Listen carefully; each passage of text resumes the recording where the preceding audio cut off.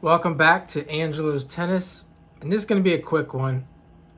I just want to talk about the sit down time, the changeover time in tennis, and how important it is and how much it's overlooked in amateur tennis.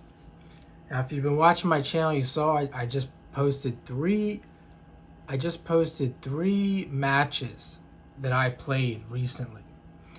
And something I want to mention just about those matches that came to me that inspired this video.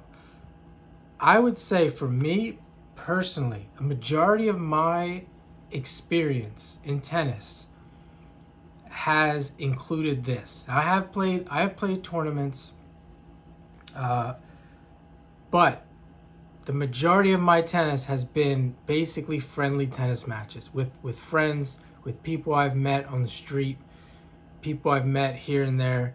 And what happens in those matches during the changeovers, number one, there's no sitting down.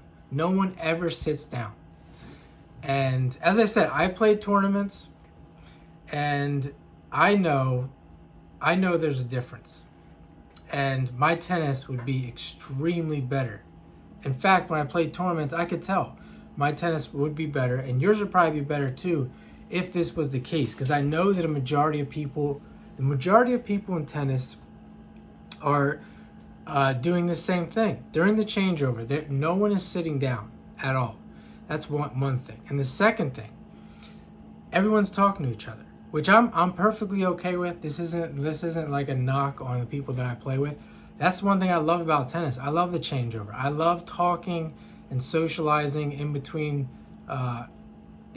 games, during matches. But these two things have a major effect on the tennis. And I bet if I asked the people that in my past who I played with, they would probably not put as much emphasis on these two things as I would. But then again, I always put more emphasis on everything, much more than everybody else. So that's just the way it's always been.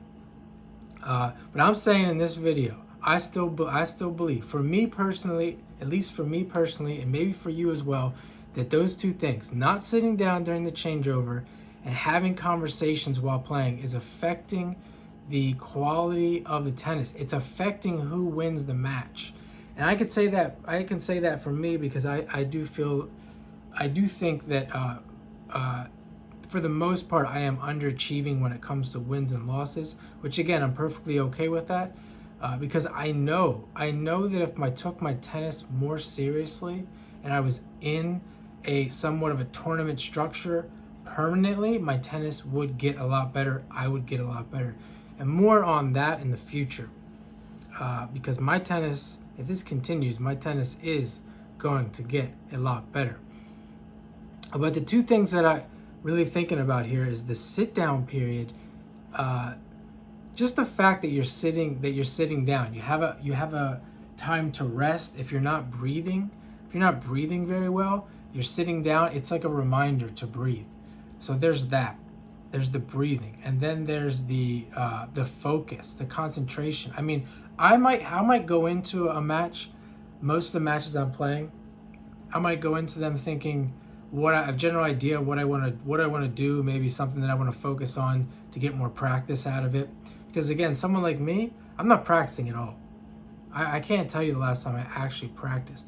I might practice in a match without telling anybody, but actual practice without a match, I never do it. So there's that, and then there's sitting down during the changeover, having that sit down time. That maybe now that I'm relaxing, I'm not speaking to anyone, I might actually think about things that I want to do.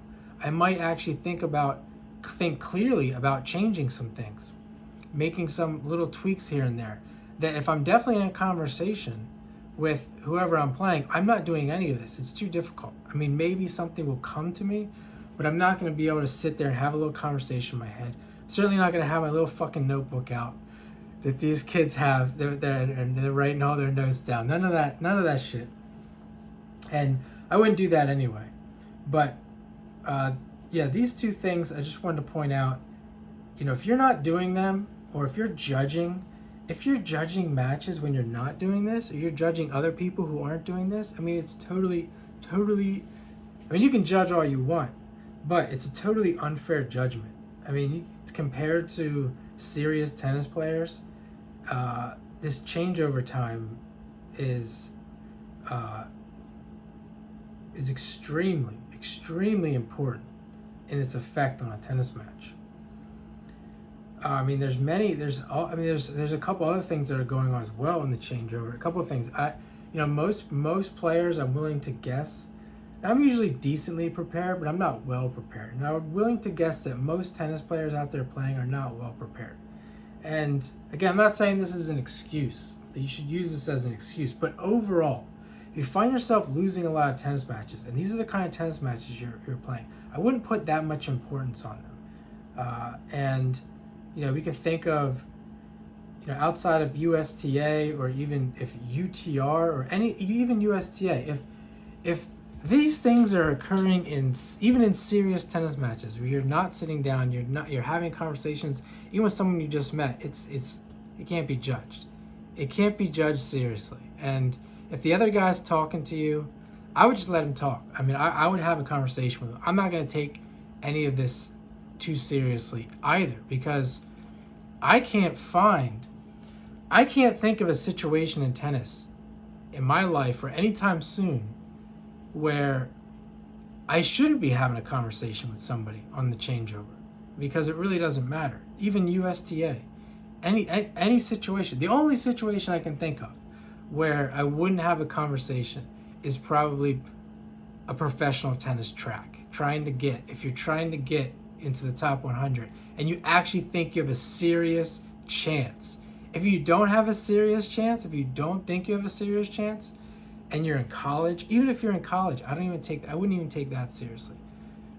Because I personally don't think, even if you're in college, you didn't get there because you took tennis seriously. It's more of a thing like you just played a lot and you are, you've physically gifted, etc., and even a low level, futures challengers, even to that extent, I might not even take that seriously, depending on the circumstances. So that sounds like, to sum this up, that's about the majority of tennis for all people.